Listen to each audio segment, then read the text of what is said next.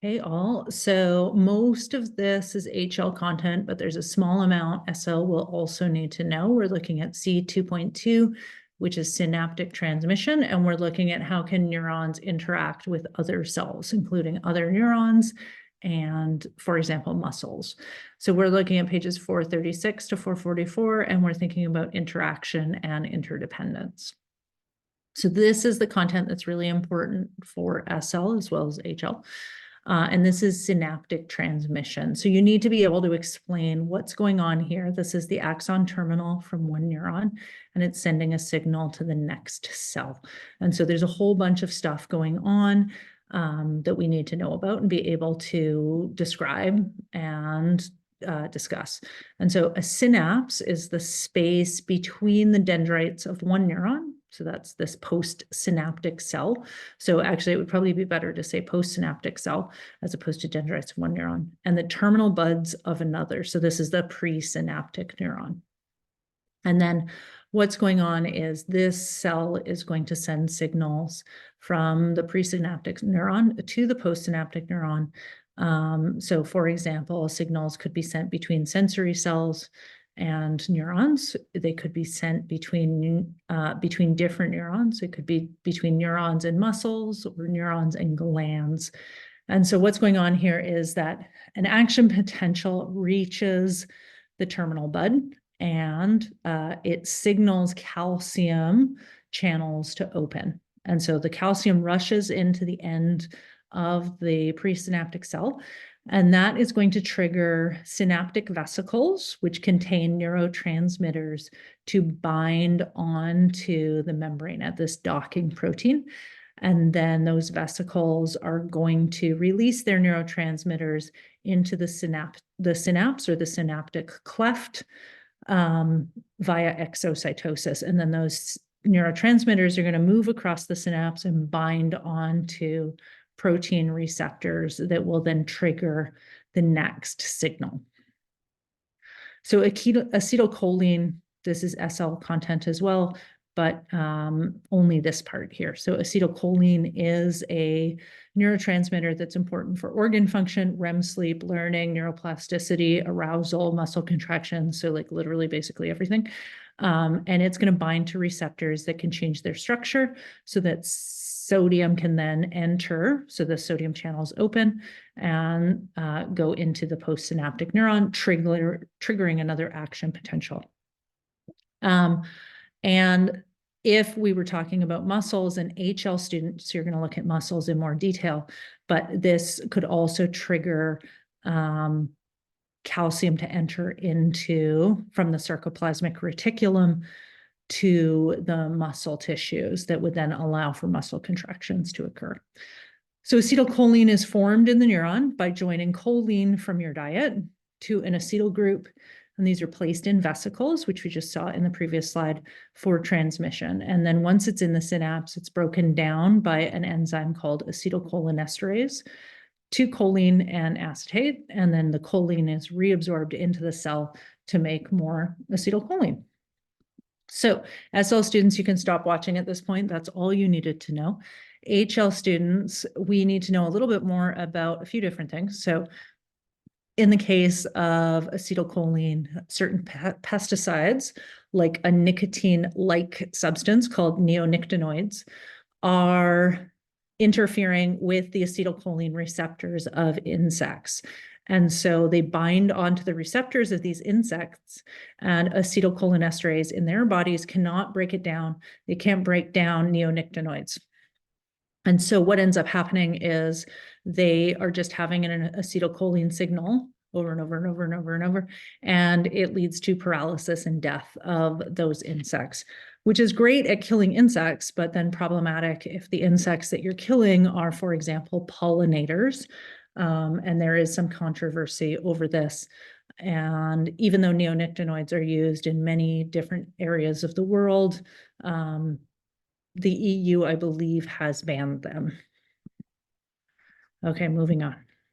So when we are talking about different neuron signals, we can have exogenous chemicals exogenous chemicals that are from an outside source, like neonicotinoids or, for example, cocaine, and they can promote or block synaptic transmission. And so we saw how neonicotinoids did that for insects.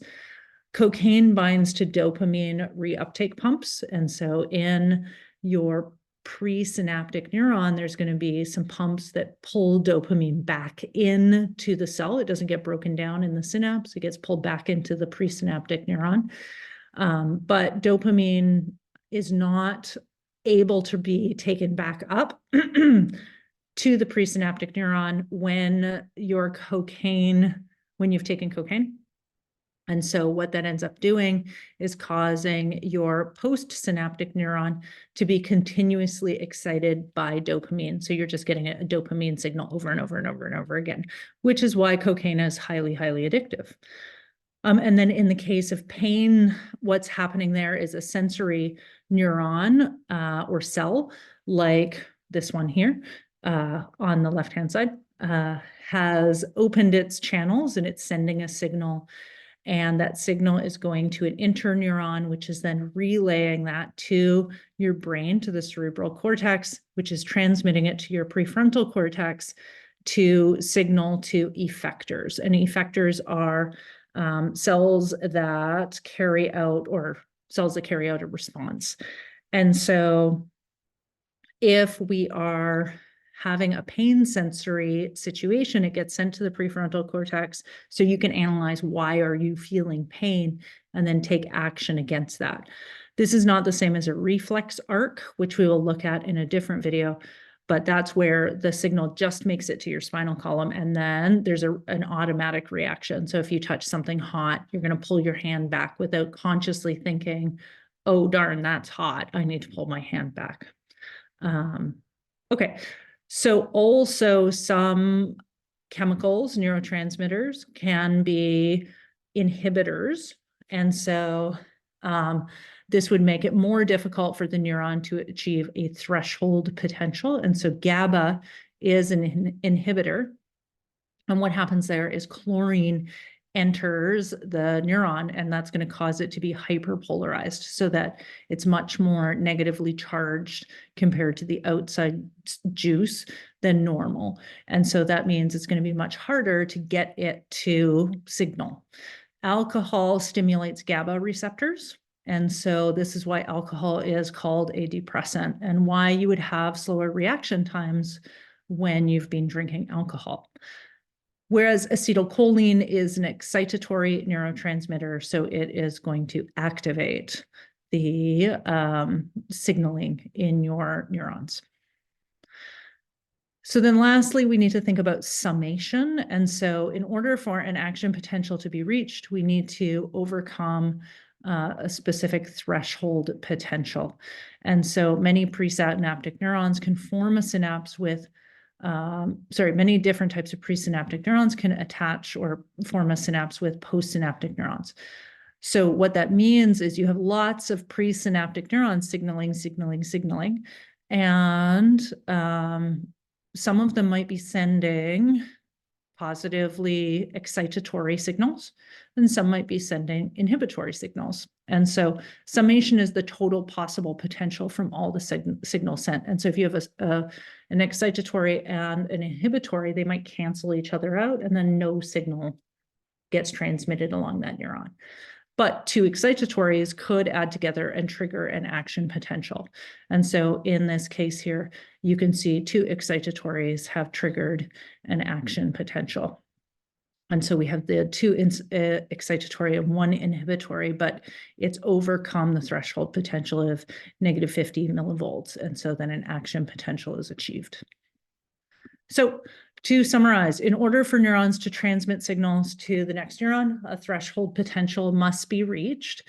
Summation and inhibition can play an important role in reaching this threshold. This should also include excitation. So summation is inhibition and excitation in total. This is sending a signal is accomplished by sending neurotransmitters across the synaptic cleft, and neurotransmitters can be recycled, meaning they're pulled back into the neuron like dopamine, or they can be broken down after use like acetylcholine by acetylcholinesterase. Acetylcholine is an important neurotransmitter and can be disrupted in insects to kill them. And then consciousness is an emergence property that scientists don't fully understand yet. It arises due to how the systems of neurons interact with each other, which is super cool and also interesting that scientists don't fully understand how consciousness currently works. So if that's an area of science you want to go into, could be interesting. All right, thanks for watching this video. That's it for this one.